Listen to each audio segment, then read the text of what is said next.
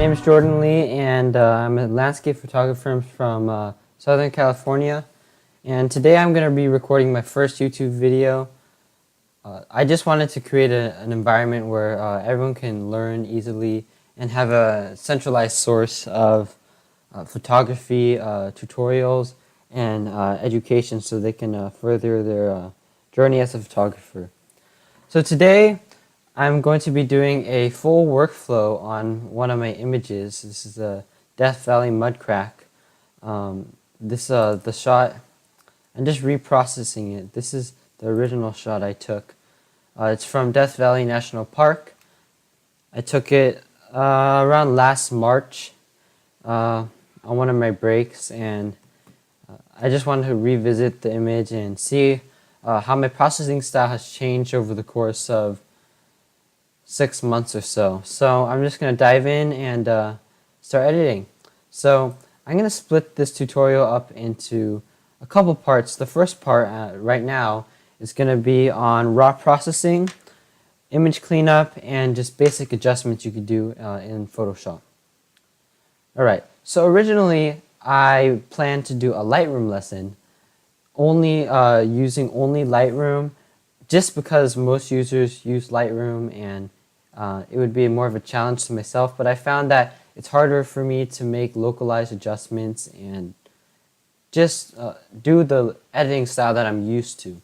So for now, I'm going to do a Photoshop tutorial and I'll walk you through my whole process, but in the future I will have videos where I go in depth in how to use Lightroom and Camera Raw and other raw processors.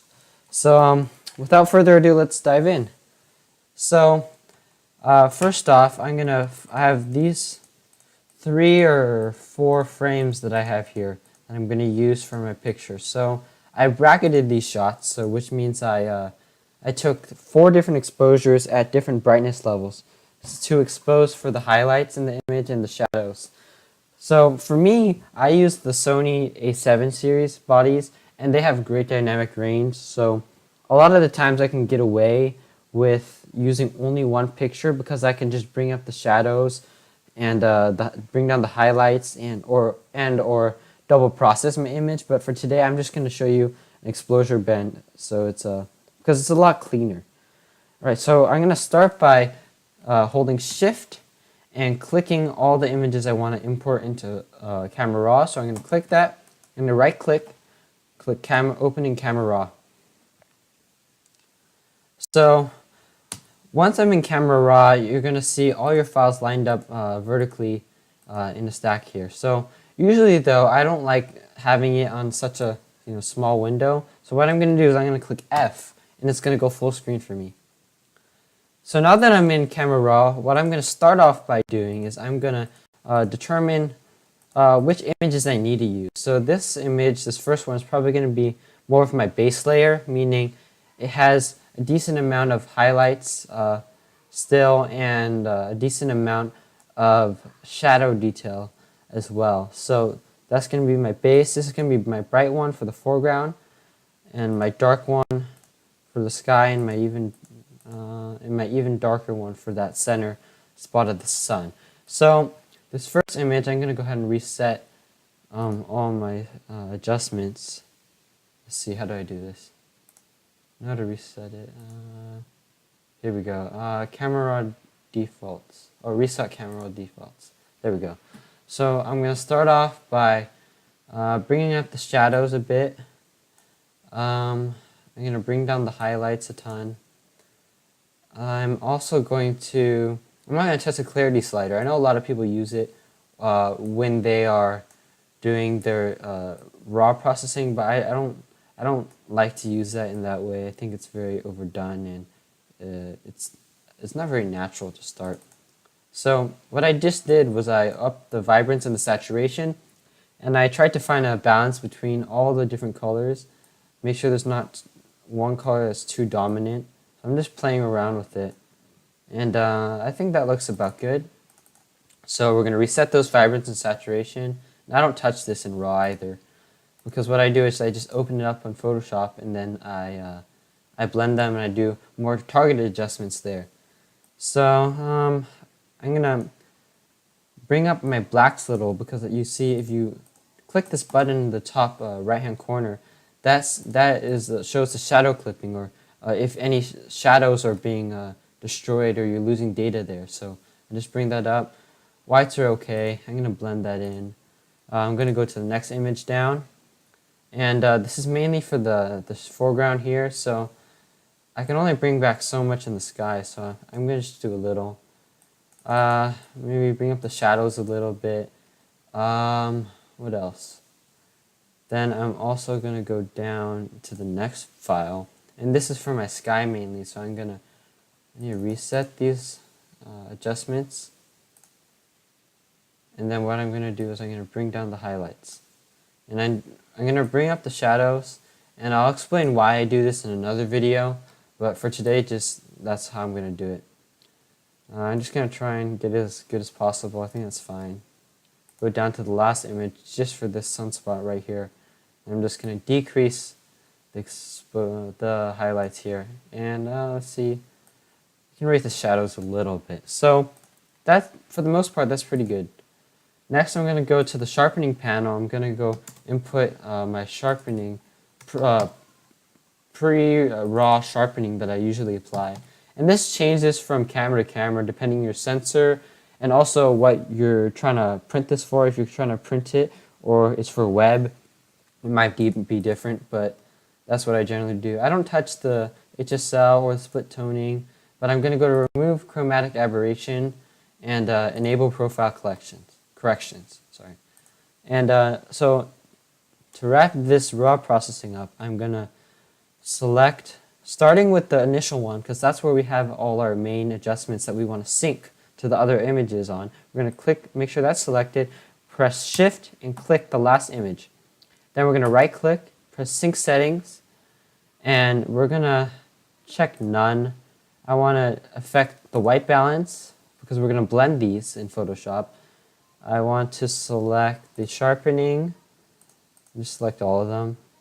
The transform, lens profile corrections, chromatic aberration, vignetting, process version calibration.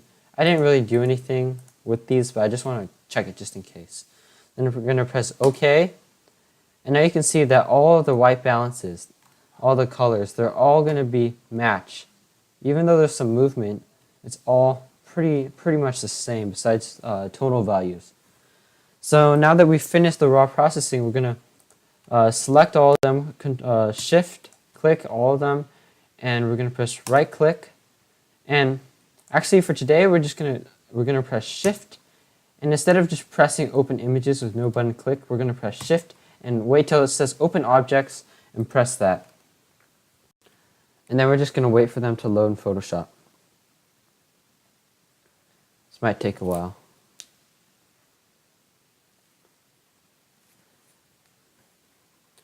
So at this time, I'd like to do a shameless plug, and so you can go follow me on 500px at Jordan_Lee, and yeah, you just give me a follow, leave a comment on my images, scroll through my shots, and also follow me on Instagram at jpl.photography_, and feel free to DM me if you have any questions, you want to just talk. Yeah, and it's yeah. So we're going to wait for this to open up in Photoshop, and then next thing we're going to do is we're going to do some image cleanup. Yeah, but first we have to blend the images.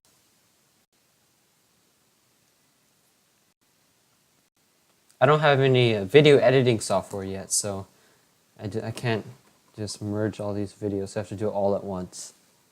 Alright, so now that we have everything open in Photoshop, we are going to go press Control period. Well, that's my personal shortcut for it. Or you can go to File, Scripts, Load Files into Stack. And what this is going to do is, since all these images are on different layers, it's just going to put them onto one layer. So I'm going to press Add Open Files. Oops. That's not good. Well, I don't want to save them, so I'm going to press Control All on this layer, and I'm going to drag them all into the first layer.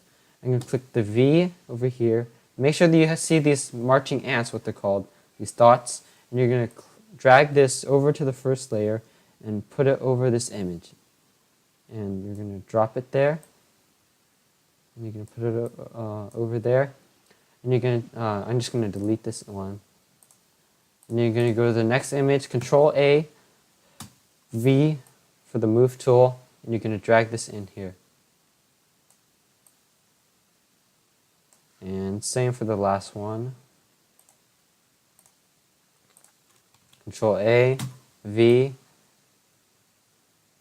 drop and drag it in. Alright, so now that we have all our images onto one layer, we can start blending the picture. There's a lot of different ways to blend, and I don't claim to know all the best way. There is no best way to blend your images together, but where I learned most of my blending from, I bought a lot of video tutorials, but I also utilize Jimmy McIntyre, his YouTube videos. He's really good at explaining luminosity masks, and I use a lot of them, so if you don't understand this tutorial, I suggest you go check out his channel first, watch some of his luminosity mask videos, and then come back and watch this video.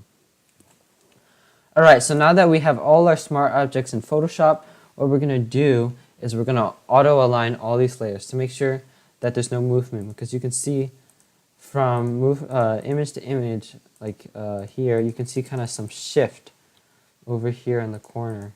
And I want to get rid of that shift. So when we blend them, it's nice and easy. So we're going to click Shift, select all the layers. We're going to go to Image, Edit. What happened? Oh, I need to rasterize these. Oops. Rasterize layers, Edit, Auto Align layers. And we're going to just click Auto here. And again, that's just going to make sure that all the images are aligned and there's no movement. Alright, so now that we can check to make sure that there's no movement, and see that now there's no more movement in that bottom corner. So what I'm going to do now is I'm going to arrange all these pictures in a special order. So I'm going to find our base, which is probably this is our base. I'm going to put that at the very bottom. Then I'm going to put our brightest, our sky exposure there in the second, our darkest first, and our brightest one third. So I'm going to start by I'm going to use Apply Image to blend these images together. So this first layer, you can see so what we want to select from this image is only the brightest areas of the sky. So the sky, we want to select the sky. So everything that's bright. So we're going to do that by going to, I'm going to click to make a mask. We're going to go to Image, Apply Image, and then we're going to have the settings just like I have here, and you're just going to press OK. And then we're going to enable that layer. Oops, wrong layer. I did it wrong. We're going to go to the second darkest layer. We're going to press Image, Apply Image, and OK. And you can see what we've done here. We've taken down the exposure and blended in this darker layer. And we just put it on this foreground. And what this mask shows is white reveals, black conceals. And I find this kind of hard to remember. So I just think of white. White's easier to see. It's brighter. And black is usually used to hide stuff. You don't want someone to see it. So anything that's black on this mask is going to show it's going to decide what shows on this specific dark layer. So if these cracks are dark, then that means it's going to not select that. It's the dark cracks from this image aren't going to show. And if something's bright, like the sun, for example, the sun is going to show from this area because in this frame the sky is darker. And once again, you can go check out some other tutorials before watching this and it'll make more sense. So now that I've done that, I'm actually going to go to this next layer, this brightest layer. I'm going to click on layer mask. I'm going to go to do the same thing, image, apply image, but instead of just leaving it be, I'm going to click invert. And once I've inverted that mask, I'm going to press OK. And you're going to enable it. And you can see we've brought up the exposure in this darker cracks and stuff. And just brighten everything. And now if you can enable the dark layer, it's brought down the top too. And of course, the image is bound to look kind of flat. So you can see here, it's really flat. And I'll show you how to fix that in a second. But the last thing I want to do is get this top layer in, the brightest part. And I'm not going to use apply image for this. What I'm going to do is I'm going to use a method called blend if. This is also on Jimmy's channel. So check him out first. So I'm going to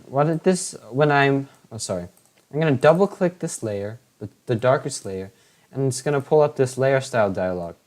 So the thing I need to worry about is right here, the blend if.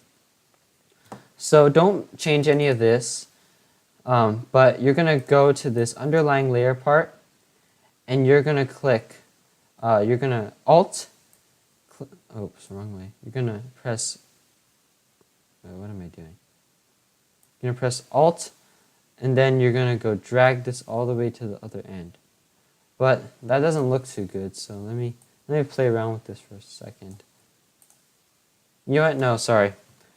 I'm going to do something else. What I'm going to do is I'm going to load a luminosity mask, which is it's just a mask that views how bright parts of the image are. But I'm just going to load it based off this. I'm going to go find a lights mask. I'm going to do a lights 5. Yeah. Lights 5. That looks good. I'm going to press select. And then I'm going to click this. Actually, I'm going to deselect that. I'm going to add a mask first.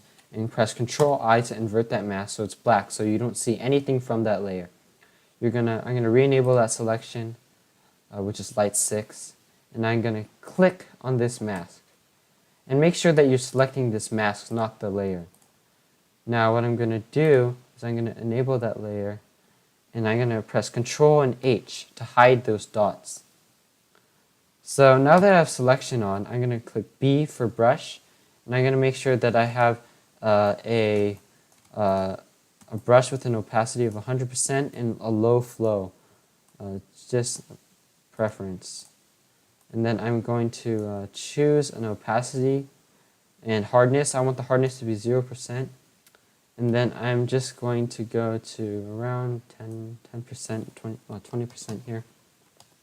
Make sure that I select white because remember, white reveals everything. So I'm going to press white and I'm just going to brush along here. You can see that the white blown out areas are starting to go away. And there's only so much I can get back. But I have to make it a little more natural. I'm going to make a selection based off this layer. I messed up earlier. Selection, press OK.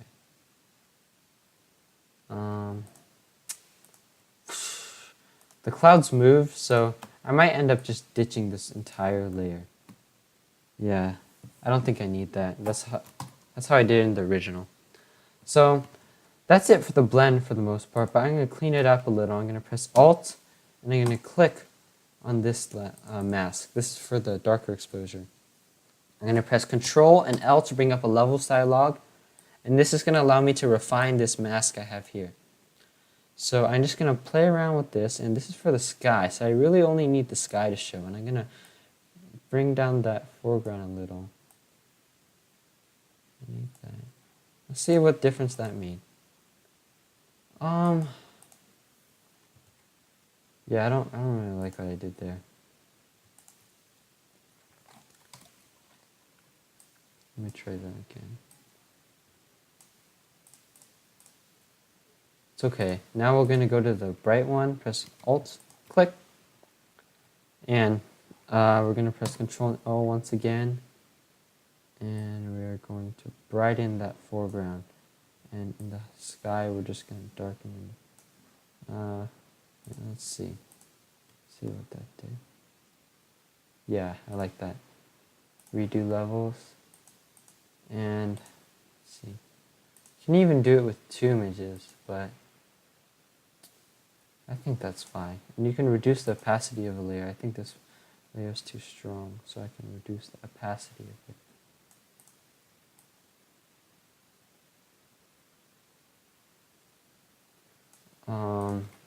Blending process usually takes faster, but since I'm explaining it, it's going to take a little longer.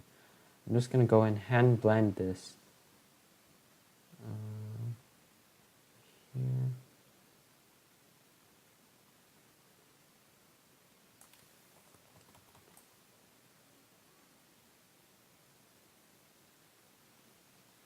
Yeah, I think that's okay. And then I'm going to go into this mask and I'm going to select white and brush in this foreground.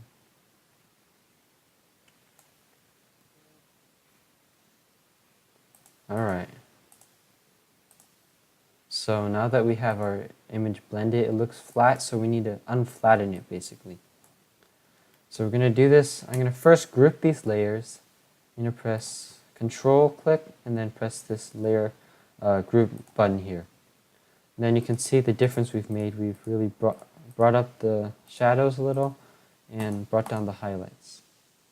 So the way I'm going to increase the contrast here is I'm going to press, actually I'm going to create a mask. And this is the TK Basic panel. It's free. It's on Tony Kuiper's website. I'll link it in the description below. But this is the, it's a luminosity mask generator. So I just can click and I can choose whatever mask I want. So the mask I want is it's a mitotes mask. And I'm going to click a very general one. That looks good. And I'm going to press layer and levels. And I'll create another video eventually on how to do this. But again, for like the 20th time, just go check out Jimmy's channel. And I'm just going to bring in this darkness. I'm going to bring this in. And it's always kind of hard to make raw files just not flat. It's always flat.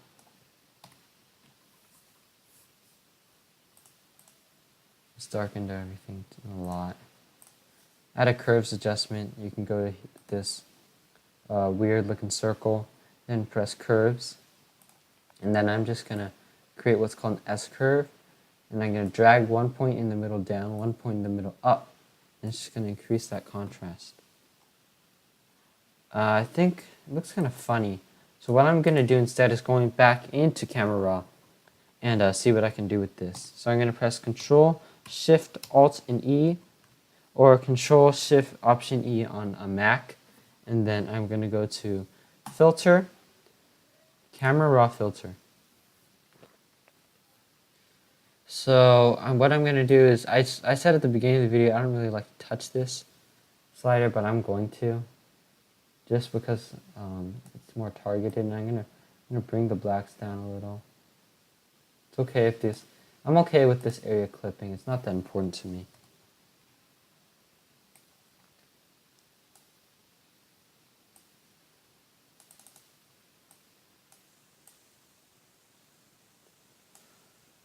I'm also gonna play around with the white balance a little. I think it's too blue. Maybe.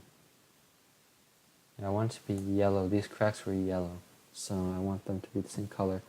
And added contrast, what I'm going to do is I'm also going to go to the, whatchamacallit, the camera calibration. And I think the blues here look kind of funny. So I'm going to just play around with these sliders, see what I like best.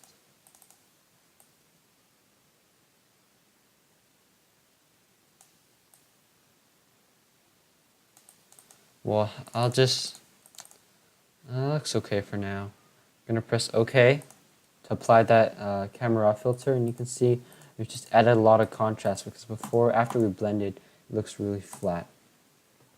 So now what we're going to do is we're going to do some image cleanup. So I'm going to start by doing another merge visible layer, which is what we just did. Control Shift Alt E. And now I'm going to start by cloning out this weird sun flare I have there. Whenever you're in the desert or somewhere with a lot of grain or like particulate or matter in the air, it can get on your lens and it gets kind of annoying. But you can easily, clone it out in Photoshop and other distracting elements too. That's the purpose of cloning and spot removing and stuff like that. So I'm going to grab my clone stamp tool, and I'm going to you can change the radius of and the size of this tool by pressing the bracket keys on your keyboard, and you can change the size. I'm just going to leave everything at 100%, and I'm going to go in and start with this weird flare thing on the mountain. So how you use this tool is you press Alt to source or find the a source for the clone. So I want to find an area that looks like what this would look like without the flare. So probably something like this, or over here. So then what I'm going to do is I'm going to resample that. I'm going to put my brush over that flare, and I'm just going to click and brush over it. Brush over it. Redo that. This can be kind of hard.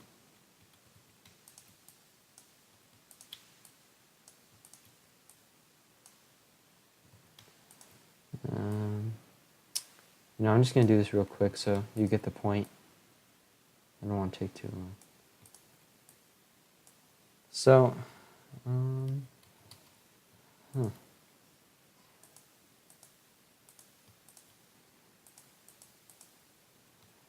And I just clone out stuff, and I don't do it to like make the image fake or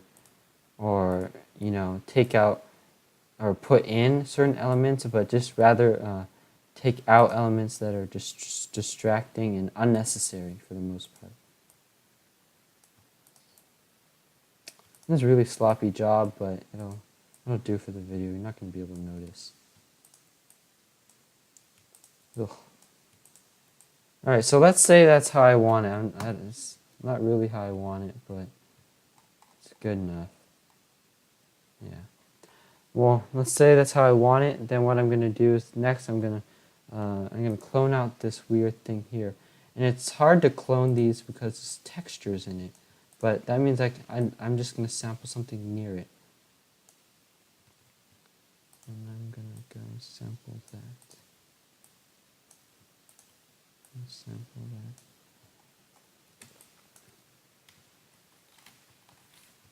So I'm going to increase the hardness, because when you use this clone stamp tool, if you don't have hardness at 100%, it looks kind of funky if you have a low opacity, because then it's kind of like half on, half off kind of thing.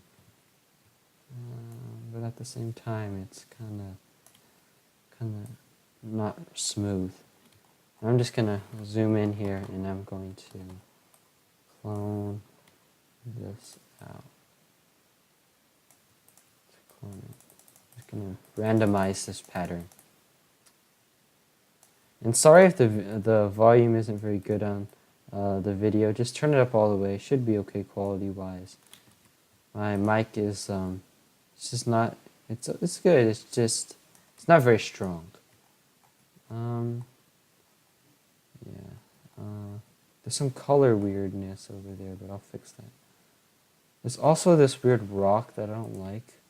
I'm just going to clone it out. There we go. That's good. And I like where we have it here. Now, what I'm going to do is I'm going to get rid of this greenish flare stuff over here by using another trick. I'm going to do Control Shift Alt E again and press Filter, Blur, Gaussian Blur. And I'm going to select a radius of about